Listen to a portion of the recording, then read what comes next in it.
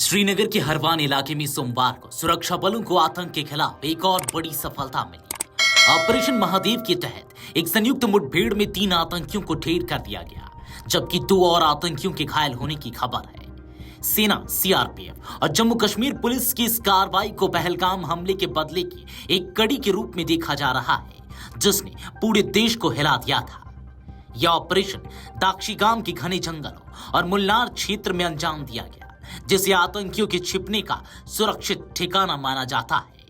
सेना की चिनार कॉर्प्स इस ऑपरेशन की अगुवाई कर रही है और अब भी क्षेत्र में सघन तलाशी अभियान जारी है। चलिए अब आपको यह भी थोड़ा सा बता देते हैं कि आखिर कैसे शुरू हुआ ऑपरेशन महादेव। सोमवार सुबह श्रीनगर के हरवान क्षेत्र के मुल्नार जंगल में खुफिया सूचना के आधार पर सुरक्षा बलों ने सर्च ऑपरेशन शुरू किया। स्थानीय स्तर पर संदिग्ध गतिविधियों की खबरें मिल रही थी कि टीआरएफ यानी कि द रेजिस्टेंस फ्रंट के आतंकी पहलगाम हमले के बाद यहां शरण लिए हुए हैं। जैसे ही इलाके को घेरा गया, घने जंगलों से फायरिंग शुरू हो गई।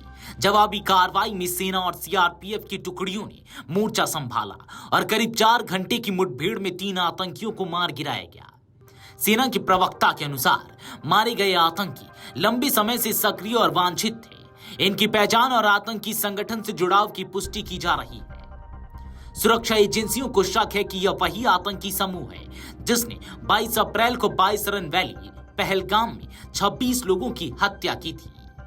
उस आतंकी हमले में 5 हमलावर शामिल थे, जिनमें से ज्यादातर टीआरएफ से जुड़े थे, जो लश्कर-ए-तैयबा का ही एक नया प्रॉक्सी संगठन माना जाता है।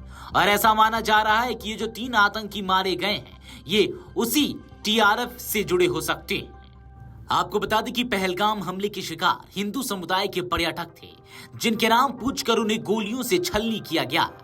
इस बर्बरता के बाद भारत सरकार ने ऑपरेशन सिंदूर के तहत पाकिस्तान स्थित आतंकी ठिकानों पर एयर स्ट्राइक की थी।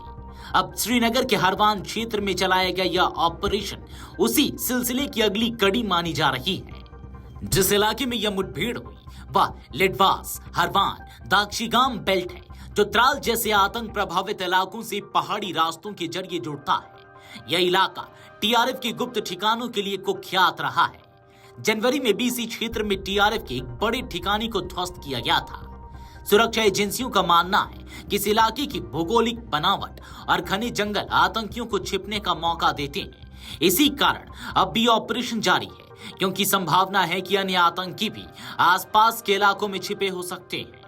आपको बता दें कि पहलगाम हमले के बाद केंद्र सरकार ने 2 स्तर पर रणनीति बनाई। पहला, बाहरी मोर्चे पर ऑपरेशन सिंदूर के तहत पाकिस्तान में स्थित लश्कर के गढ़ों पर एयर स्ट्राइक। दूसरा, आंतरिक मोर्चे पर ऑपरेशन महादेव जैसी सर्च एंड डिस्ट्रॉय मिशन, जो जम्मू कश्मीर में सक्रिय आतंकियों को निशाना बना रहे हैं। इस रणनीति का मकसद सिर्फ जवाबी कार्रवाई नहीं, बल्कि आतंकी नेटवर्क की रीढ़ को तोड़ना है, चाहे वह सीमा पार हो या देश के भीतर। लेकिन प्राथमिक जांच में संकेत मिले हैं कि यह आतंकी लश्कर और टीआरएफ मॉड्यूल से जुड़े हो सकते हैं। ये लंबे समय से जम्मू कश्मीर के शोपियान, अनंतनाग और पुलवामा जैसे क्षेत्र में सक्रिय थे और हाल ही में श्रीनगर में शरण ली थी। सुरक्षा एजेंसियों को इनसे डिजिटल डिवाइसेस और हथियार भी मिले हैं, जिनकी फॉरेंसिक जांच से इसके नेटवर्क और स्लीपर सेल्स के बारे में अहम जानकारी मिलने की उम्मीद है। Video desk amarujala.com। अगर आप ये वीडियो YouTube पर देख रहे हैं तो हमारे चैनल को सब्सक्राइब कर बेल आइकन दबाएं और Facebook पर देख रहे हैं तो हमारे पेज को लाइक करें।